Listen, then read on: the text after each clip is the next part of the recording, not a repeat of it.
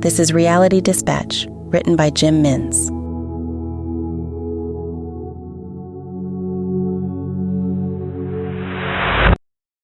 And how do we know if it worked? Gion asked. The surgeon smiled. The beauty of this procedure is we will know immediately. That being said, your body will know instantly, but you will be under sedation, so you won't be able to tell us until you wake up. But irreversible procedures like this have an extremely high success rate, he assured her. Minjun sat beside Gion in the consultation room, frowning, arms crossed. I'm not doing this without you, she said, noticing his hesitation. I know, he said. The surgeon glanced at his calendar on the monitor, ignoring the silent exchange between husband and wife. I still have that Tuesday spot available if you want to go ahead sooner rather than later, he said, eyes fixed on the screen.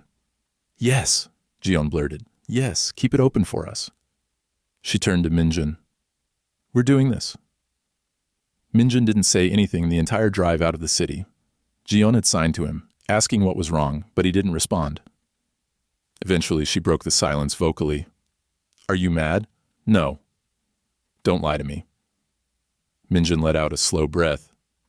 There has to be another way, he muttered. There isn't, she reminded him. This is the only way. It's not the only way. Minjun, we've been through this. Who will buy a house right on the border with a 1,000,000 drone blaring 24/7? We'll go bankrupt, she pleaded.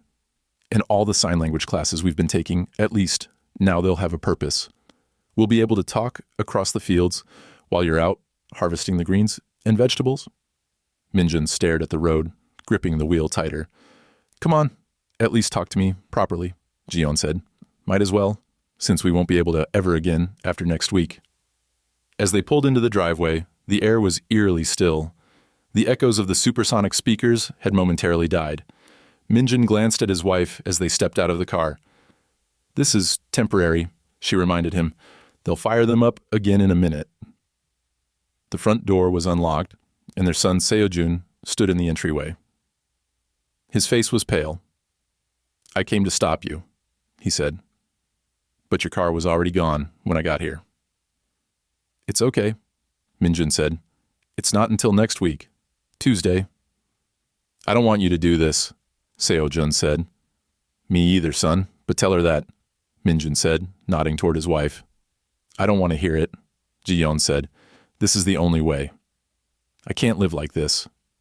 It's not the only way, Mom, Seojun pleaded. Come to Busan with me. I have space.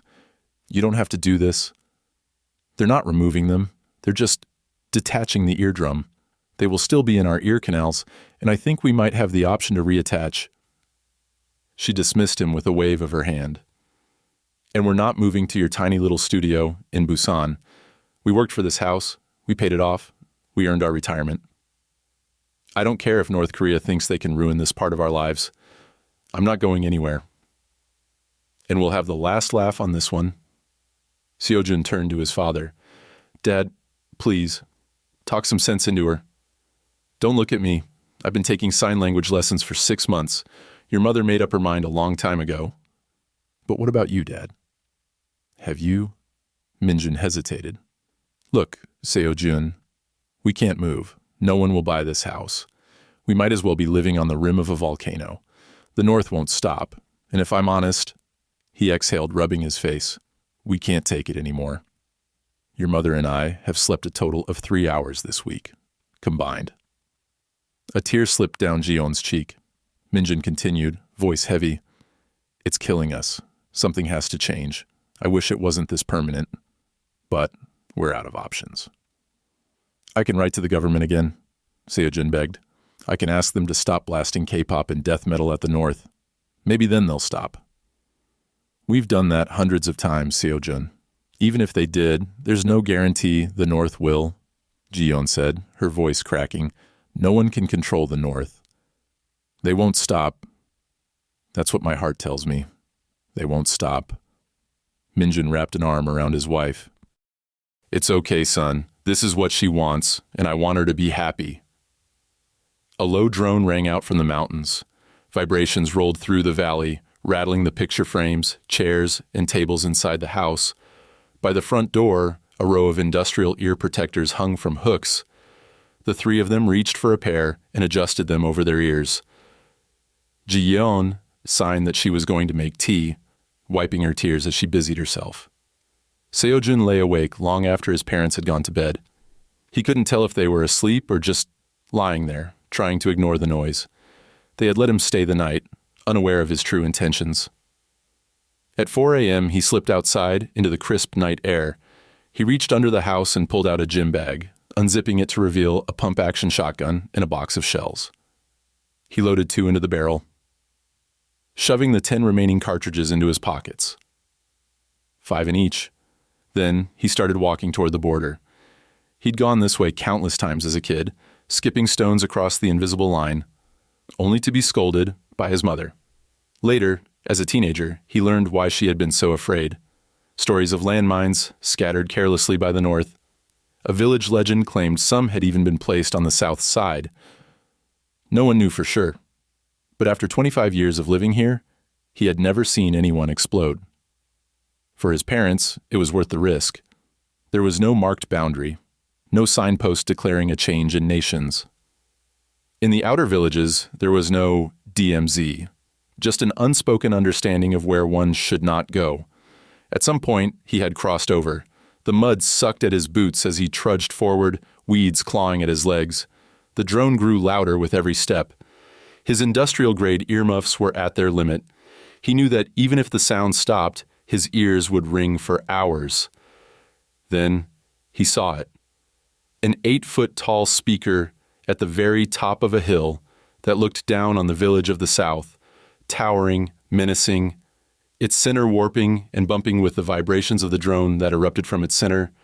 Seo-jun's chest tightened, his limbs felt weak, his lungs strained against the pressure of the sound. He drew closer and felt the pressurized seal of the airport-grade earmuffs pushed to their limit. He felt closer enough to bring wrath upon the device. He pumped the shotgun and fired. He hoped he was close enough. He could not hear the blast, but he saw the muzzle give a short fire flash in the direction that sent a jolt through his arms. He pumped again, fired, again. The drone began to weaken. He could tell as the intensity in his ears began to wane. Again, he fired. Again, the drone weakened. Finally, the speaker flickered. Sound stuttered. The thumbing vibrations that were visible inside the speaker stopped altogether. One last shot. Silence. His ears screamed in the void left behind. The ringing replaced the menace that had consumed the valley for weeks, months, years. A silence befell the village. He would soon be embraced by his southern brethren for his actions. He thought it was done. Seo-jun turned, facing his hometown below, his people inside the safety of their silent homes, his village, illuminated by the faintest glow of dawn. He had never seen it from this northern perspective. He took one step back toward the marsh. It was time to return. He was confident he was alone. No soldier of the north would patrol such a perilous area where the destruction of the sound hit with indiscrimination. Shadows moved in the weeds. He froze. 2 soldiers, 4, 6, 8. They aimed their rifles at his chest. He could barely make them out in the camouflage that mirrored the marsh, but they were there. Seo-jun let the shotgun slip from his fingers and raised his hands. "Please," he said, though he couldn't hear his own voice. "Please, I'm sorry. I made a mistake," he begged. The soldiers glanced at each other and exchanged quick signs. They were all deaf. They spoke in signals in a dialect of a hand language that Seo-jun could not understand. They made a silent agreement. The leader gave a nod. All of them opened fire.